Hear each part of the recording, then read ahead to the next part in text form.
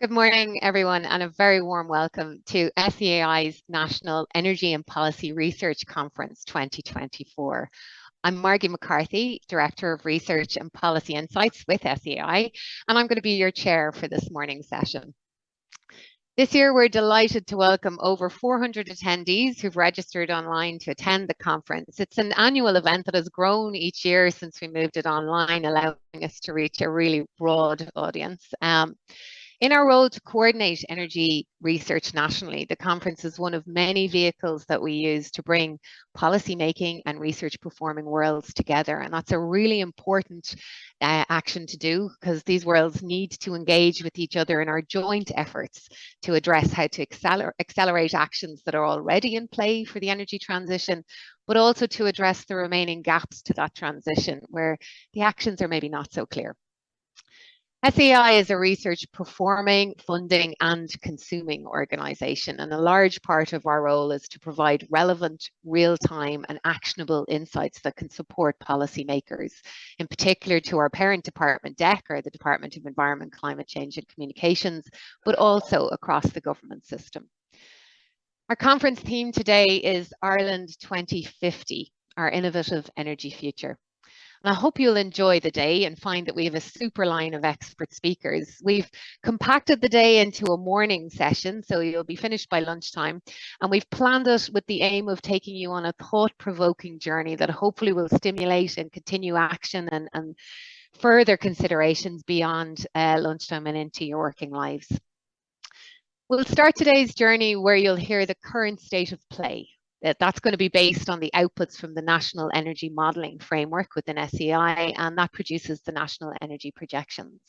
That'll create a starting point for the day on how are we doing, where we expect to get to with the current actions that are in play, and how even if we achieve that ambition, which is considerable, we still need to consider more and bigger questions for the society and the economy that we want collectively for Ireland into 2050.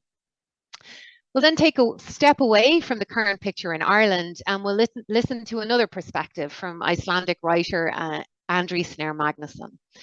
He'll help us to reflect on how little time 25 years actually is out to 2050, and how can we change a narrative on climate from one of hopelessness quite often, where each of us just have a small but important part to play in a huge problem, to one of active hope where we're motivated to do something. Mid-morning, we'll hear from a range of researchers on their findings to accelerate some of the actions that are already identified to drive us to our targeted emissions reductions. Then on our closing session, we're going to hear from the Secretary General of DEC, the department that coordinates and drives the policy approach to decarbonising our energy system. And then Una Buckley, the Secretary General, will join an expert panel discussion on, well, considering all that we've heard this morning, what's next?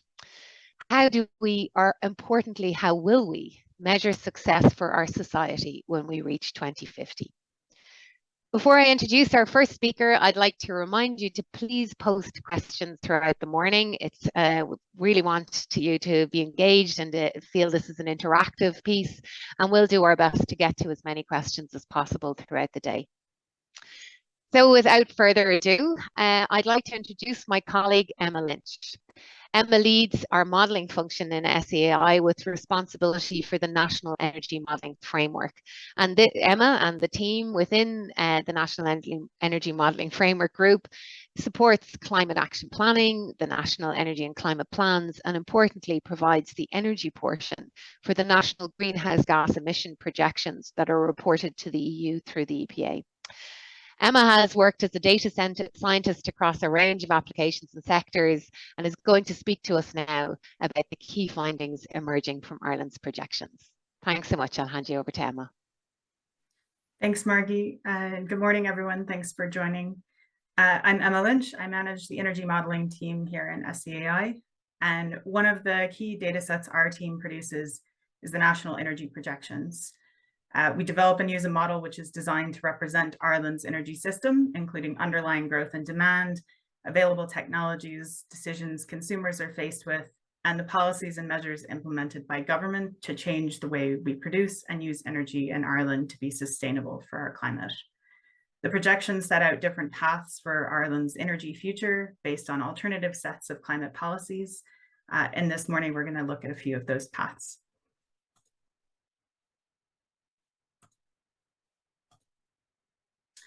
So this morning, I'm going to focus on two key components that drive energy-related emissions. The first on the left is final energy consumption, the total energy consumed by end users in Ireland, including for international aviation, which, though it's not counted in Ireland's emissions inventory, is certainly a significant driver of global emissions and is counted in final energy consumption under the Energy Efficiency Directive. On the right is the renewable energy share, which is the percentage of our total energy used in Ireland, which is renewable. This first energy policy pathway that we're looking at here represents broadly the policy that's been implemented today and where that policy gets us when we project out to 2040. So you can see the historical dip representing mostly our drop in transport energy consumption during COVID. And you can see the rebound and growth before policy impacts start to outpace growth. Now, there are two opposing forces in the path to Ireland's energy future: the gains that are made in climate policy in energy through the reduction of energy use, through retrofits, heat pumps, the adoption of electric vehicles, shifting to public transportation, and many others. And these gains have to overcome new demand on our energy system.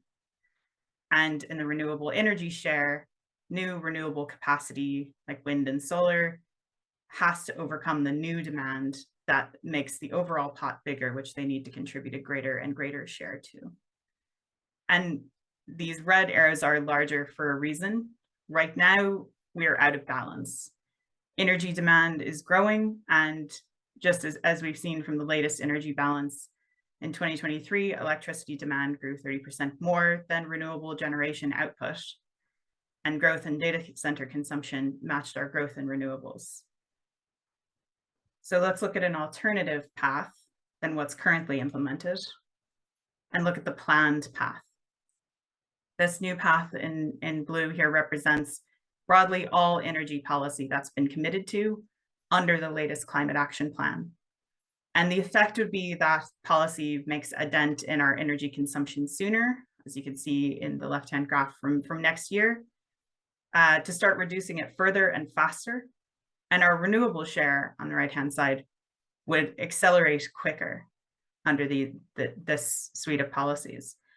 The gap between these two paths then represents the gap from what's been implemented to what's been planned.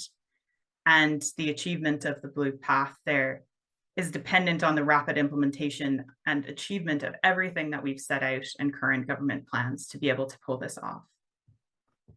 So if we add another layer to this, we can see these are Ireland's obligations under EU energy directives. The dashed white line on the left representing our commitment to lower final energy consumption under the Energy Efficiency Directive, and the dotted black line on the right-hand plot representing our binding commitment to overall renewable energy share of 43% by 2030. It's clear then, even with the planned policy pathway, we're still a significant distance off of these adopted targets. The new gap that we can see, particularly on the left-hand side, represents that difference between our current path and the path that's actually necessary to meet these obligations, which is over and above what has been planned. And finally, if we add one more layer onto this, we can see what happens if we're late on what's planned. So there's ambitious plans for energy efficiency and renewable share with varying levels of complexity and at various stages of policy maturity. This third path in pink represents a scenario in which there's widespread delays in the achievement of our planned targets. This means delays in renewable power generation, delivery of retrofits, heat pumps, district heating, electric vehicles, demand reduction measures. So these are all credible risks. They give us a sense of how much impact that delays can have on achieving our planned path and also our climate obligations. So not only does this push the dates at which we achieve our targets out further, it also diminishes the power of these actions to be able to reduce cumulative damage. So each year of delay in the actions we have planned for 2030 echoes into the future and leaves less room for the greater scale of actions that are needed beyond 2030. And for emissions, timing is everything. So this plot represents the consequences of these gaps that we've seen. What's shown here is the accumulation of emissions over time relative to the energy and industrial processes portion of our national carbon budgets. Our current path is the top curve in green, our planned path, the blue curve, and what's necessary, the red dotted line. So we're currently on a path to exceed our emission ceiling, and the cumulative nature of energy-related emissions targets means everything we can do now has a critical impact going forward. So I'll leave finally just with a reflection on Ireland's energy future and how we can think about this going into the conference today. And what can we do to change our path that we're currently on? How can we be more realistic about the complexity and maturity of current plan measures, resolving the ambiguity of these targets into clearer pathways, being able to monitor these projects on pathways to mitigate risks of delay? And how do we extend these pathways beyond near-term targets toward the ultimate vision for our energy economy? Can we identify and eliminate wasteful growth today that's incompatible with this vision? Can we look critically at the structural drivers of an unjust and ecologically unsustainable economy and innovate these structures to ensure stable progress towards our vision for the future? So that's it for me. I'll hand you back over to Margie.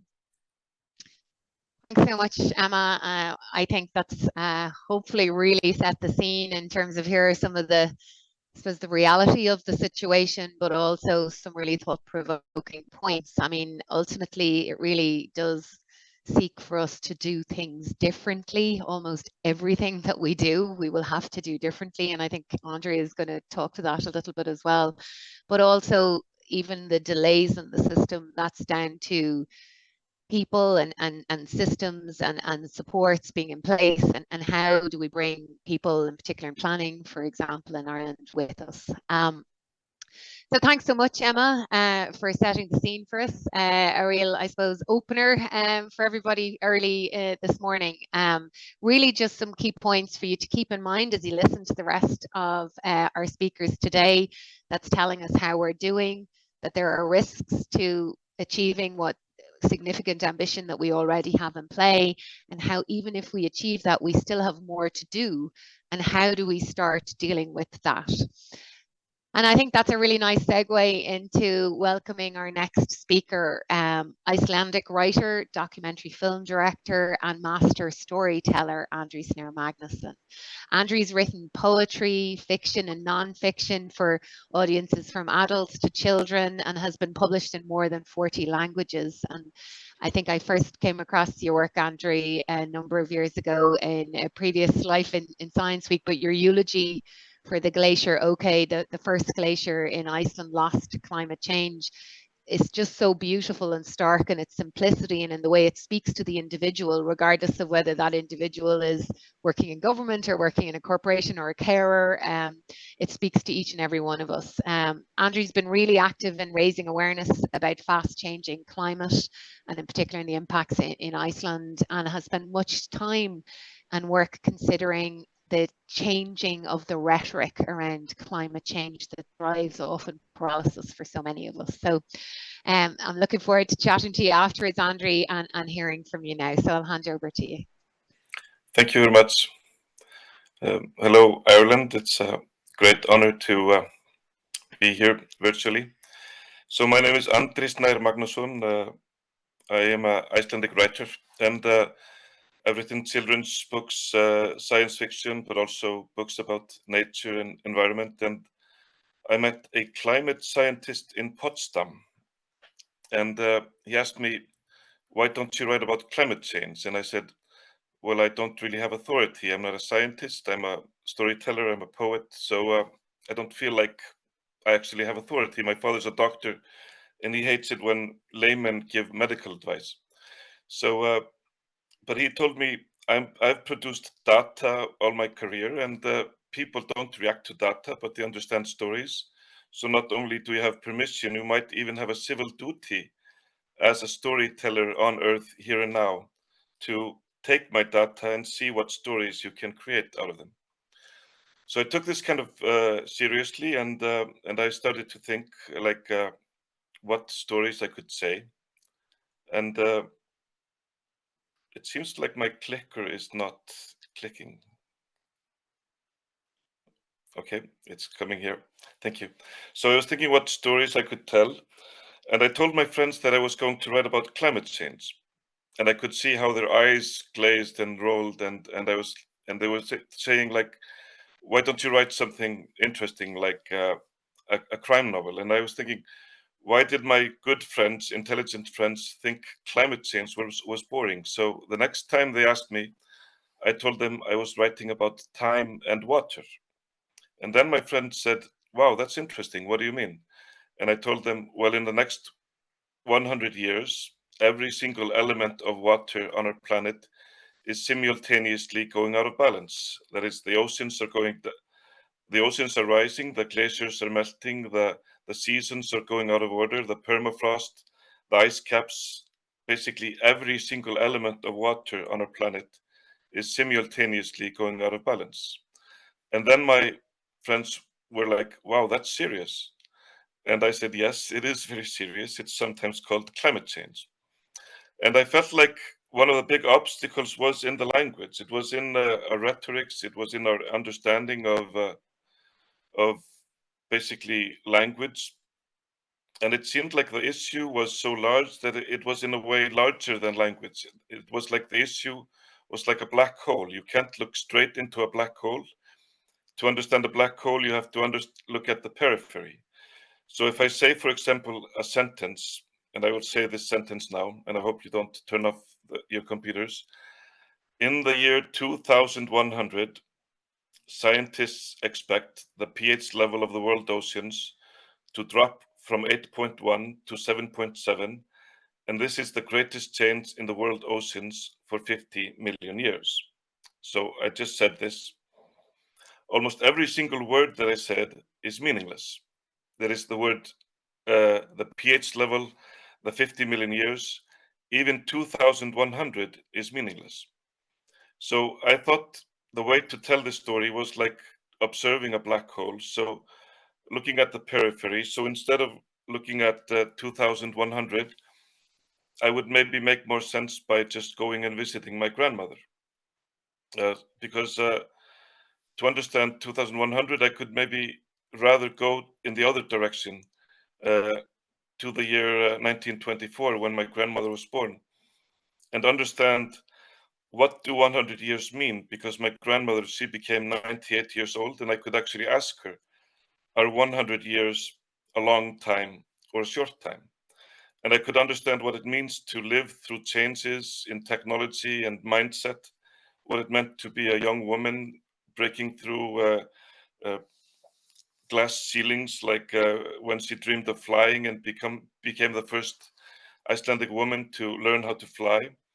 But she was also connected to the story of climate change because her honeymoon was a research trip on Vatnajökull, which is Europe's biggest glacier.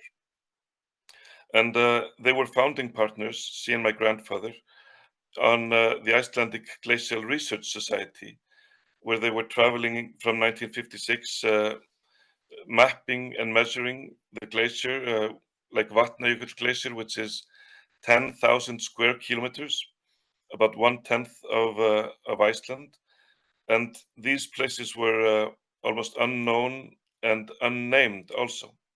So they were doing this first research, but at that time in 1956, the Icelandic glaciers were in the context of eternity. That is, they had almost always been there, and they believed at that time that these glaciers would always be there.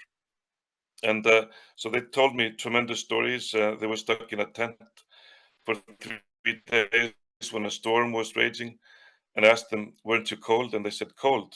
We were just married." And I was actually 11 when I asked that question the first time, and I didn't understand how you get warm when you get married. But yeah, that's another part of the story. So these trips were really epic, but they left us with a very important data, because the glaciers of Iceland have now been measured and mapped for like 70 years. So we can see the future of the Icelandic glaciers by putting them into climate models and applying how long they will last into the future.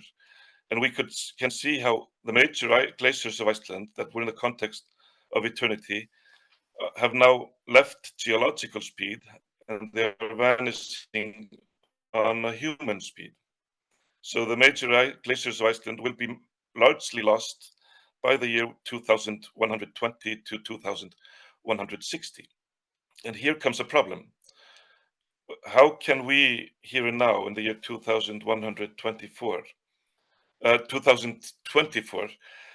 relate to a date like 2160 that is culturally occupied by Hunger Games, Blade Runner? We expect the future to be dystopia anyway in all popular kind of fiction and narratives. So what does 2160 mean? And is it meaningful for us? And is it something that we have to think about today? So I did this thought experiment again with my grandmother, and I asked this question: when is someone still alive that you will love?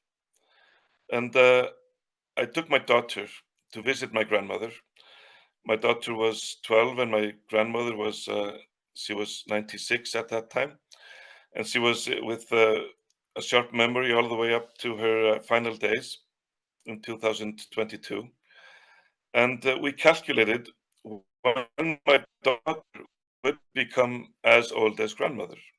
And we did the calculation and came up with the year 2104. So in 2104, my daughter would be the same age as grandmother. And we imagined she would be sitting in this same kitchen and maybe having a visit from her favorite person in life, maybe somebody born in the 2080s, and imagining when is that person still under the influence of my daughter. And my daughter does the calculation, imagining if this person becomes 90 years old, then my daughter finds out that the person that she will love the most in her life, that she will influence the most in her life, will still be around in the year 2170.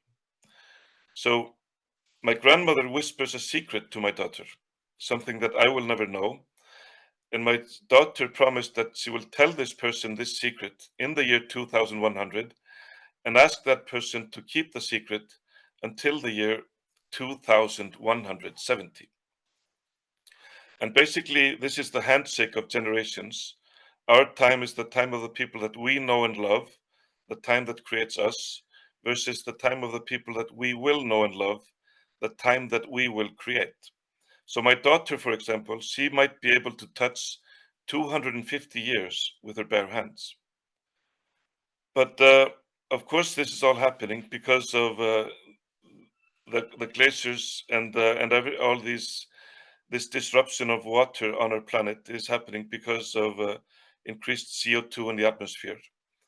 And only in the lifetime of my own son, because my son was an assistant to artist Ólafur Elíasson. So my son was born in 1997. This picture was taken 2 years after he was born in the year 1999. And in the year 2019, my son was an assistant to this artist to remake these photos of Icelandic glaciers. So only in the lifetime of my own child, the glaciers have changed like this. So this is change, again, that you would have expected to take 3, 4, 5 generations to witness. But this has been witnessed not by my grandmother, but actually by my own child. So these changes are, again, nature leaving geological speed, entering human speed, and this is a paradigm shift. This is nature behaving much differently from what it has done in the previous possibly 6,000 years. So I had the role to write this plaque, the eulogy to the glacier, Ok Glacier, which was the first glacier in Iceland to be lost to climate change. And I wrote, Ok Glacier is the first Icelandic glacier to be lost to climate change. In the next 200 years, all our glaciers are expected to follow the same path. This monument is to acknowledge that we know what is happening and what needs to be done. Only you know if we did it. August 2019, 415 ppm of CO2. So this year, these 35 gigatons a year are basically the graph showing kind of what created us.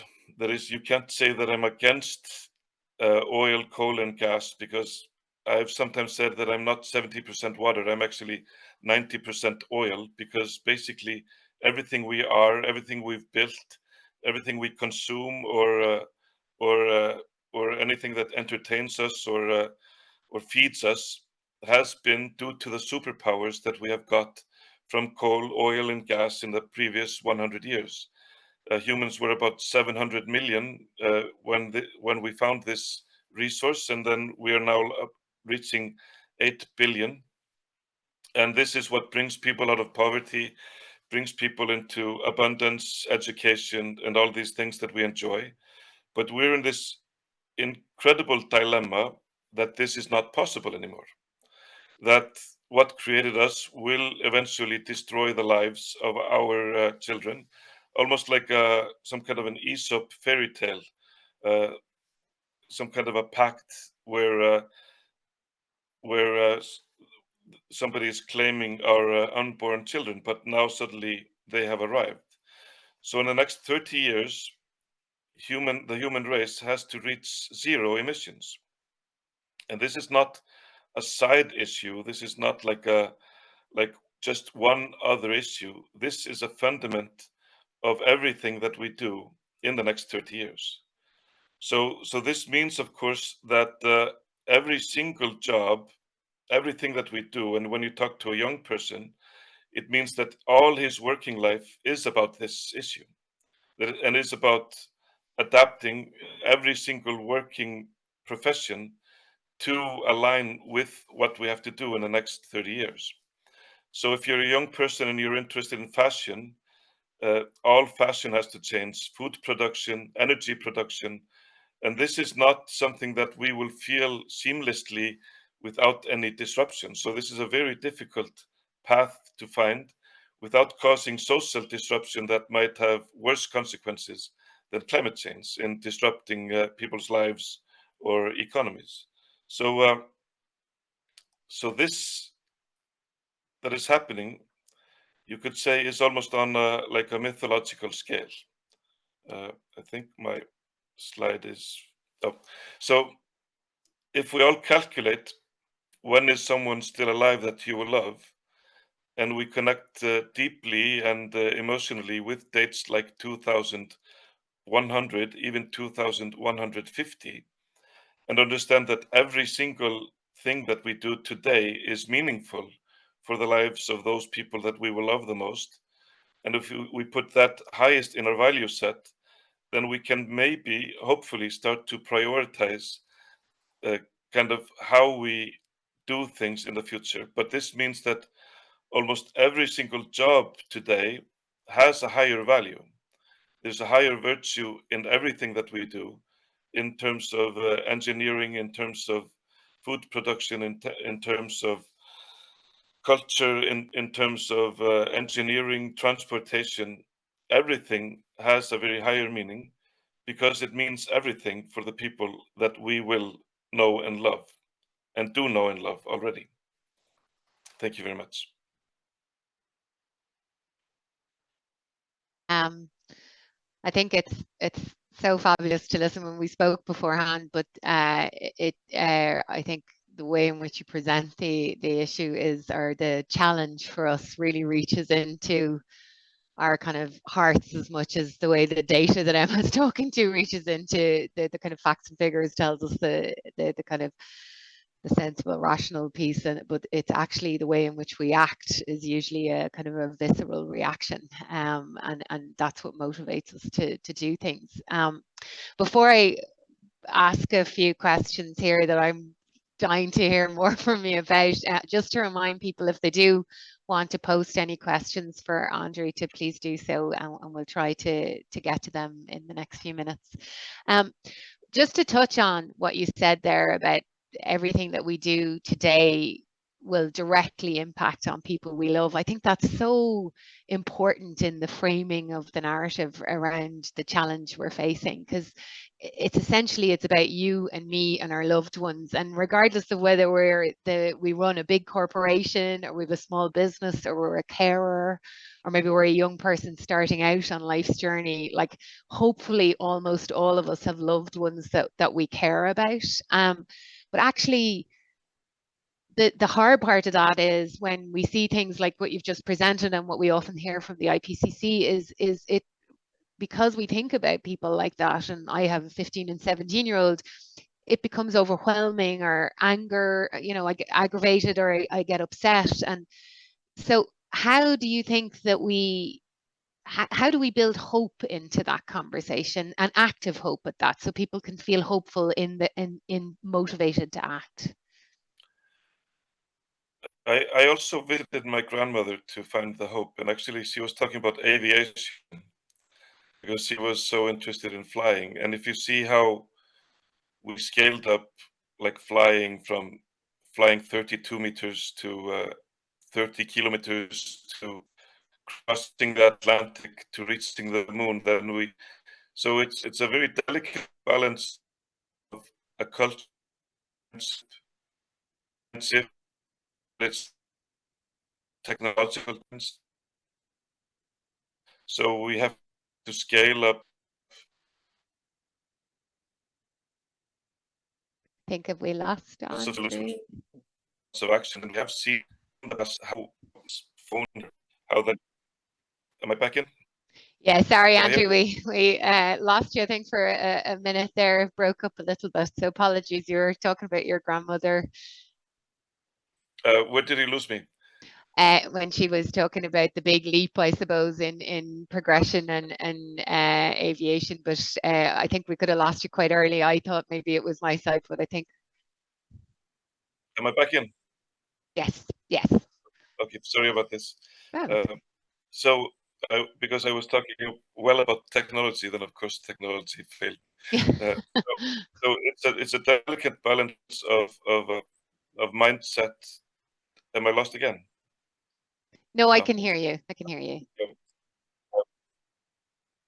Yeah, my picture is dropping. So sorry about this. So it's a delicate balance of mindset and it's a delicate balance of mindset and to motivate a young person. Like when I talk to my kids, I really tell them it's not about not doing things in the future. It's about redesigning almost everything. Yeah. There is almost every single field you have. There's so much low-hanging fruit that I don't think you want to enter a profession that is stagnated and kind of dead in a way. I think everybody wants to do something differently.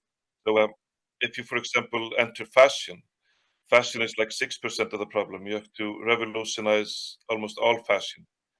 If you enter construction, then you'll have to revolutionize basically the whole construction industry. Architecture, if you enter architecture, you have to reinvent so much of the materials, the ways of building, the ways of rebuilding. If you enter agriculture, you have to change so much of what we eat, what we waste. If you enter like if you enter the field of transportation, you'll have to look at the traffic jams of today, almost like we were cannibals in the past. You have to, did everybody actually wrap themselves into a metal cage and walk and drive on a walking speed, like miles and miles? So was that a rational system that you believed in? So, and that's actually touching on the worlds of storytelling and climate change colliding, actually. And you spoke to that, Andri. You mentioned Blade Runner and Hunger Games, and we have quite a lot of future visions of a dystopian view of where all of this change that we're being asked to do will lead us to. What do you think we can do about creating a future vision for 2050 or for 2160, like you pointed out, because we'll still have an arm's reach to people we love at that stage? How do we work together, I suppose the climate scientist and the data, where it's looking so extreme, a jump off the cliff as you showed in that graph?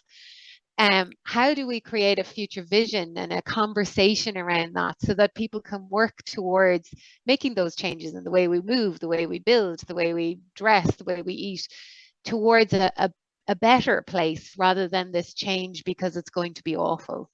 Like, how do you think we can all work together to do that?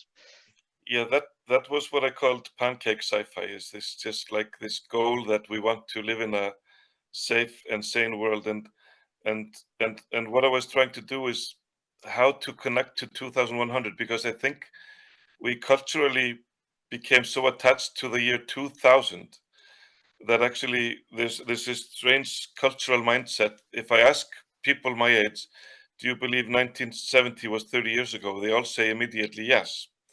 And in a really subconscious way, it feels like we feel like 2050 is after 50 years. And if we don't feel that, at least 2100 is after 100 years. But basically, my kids are going into their pension years in the 2070s. And so my idea was, it's very negative.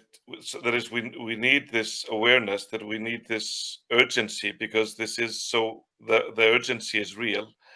But we also need to balance that with, but what are we offering our kids as a future vision? Because I don't think it's very good to grow. And I've asked my kids, actually, there's almost this default of dystopia for the future. So I think that brings out lots of cynicism, but it's also difficult for us here and now. That is, I think everybody, or like most of the 20th century was built with good intentions. That is, you built infrastructure, invented things, created energy infrastructure. I think it was, all in the idea of benefiting your society and making life better for yourself, but also your children, like building hospitals and schools and etc. But it's a very cynical position for us now, that are stuck in maybe an old infrastructure or old ways of doing things, to not really feel that what we're doing is actually beneficial for our own children. So we're in a very cynical place ourselves also, against society and the planet. And I think everybody really wants to feel that we are on a real pathway of fixing things. And while we're not doing that, I feel like also the disappointment with younger generations of not seeing things moving like they could do, if you look at what we have at hand in terms of infrastructure, technology, manpower. And also for us to understand that we are in a paradigm shift, that in a paradigm shift, that is, we're in a new reality, but our mindset is still like it was 1980, like how we relate to the world. And also the energy shift will probably not, we can't expect that to be like just taking the world as it was and running that with clean energy, because you need just too much, that the free energy from below, the cheap oil, and that is created an infrastructure that is probably not easily powered with wind or sun, or so we also have to accept some things we will do differently, some things we might not do anymore, but different things will be done. So I feel like, for example, in the Icelandic discussion about climate change, like it's really easy to power the whole electric car fleet with the energy grid that we have today. It's almost too good to be true. The cars are better, they are faster, they are more energy efficient, and you don't need so much energy, added energy to power the whole fleet, even if it was a Tesla, every single car.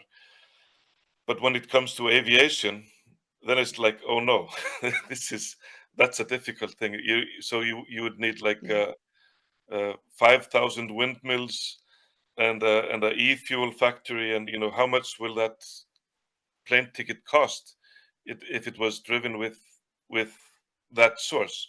And there you have to maybe start rethinking things and habits, because it's not an option of, if it's not possible to do energy transfer, there's not an option of just continue certain things the way we've always done it. the Yeah, way we've always done. especially when it's island nations like our two countries, where it's human nature to wander and explore and trying to limit that.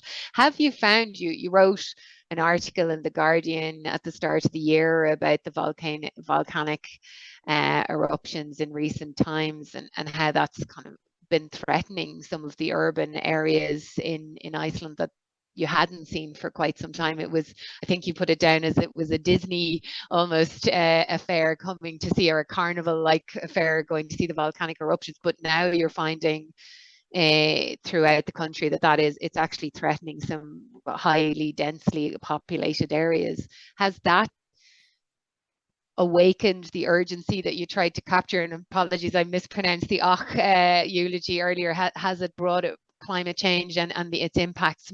Has it activated people more and made them more open to change now?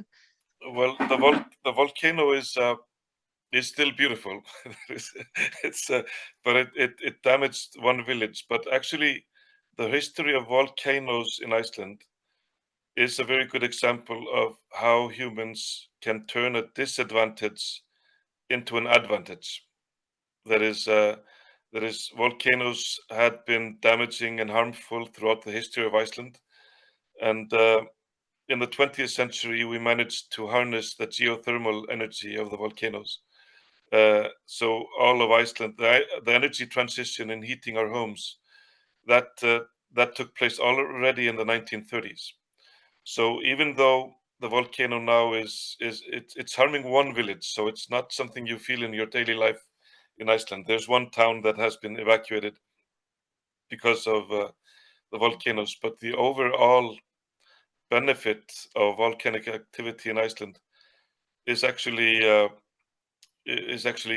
it brings quality to life. That is, we can go swimming in outdoor heated swimming pools in January because of the geothermal power. So maybe globally there are disadvantages that we have to start harnessing.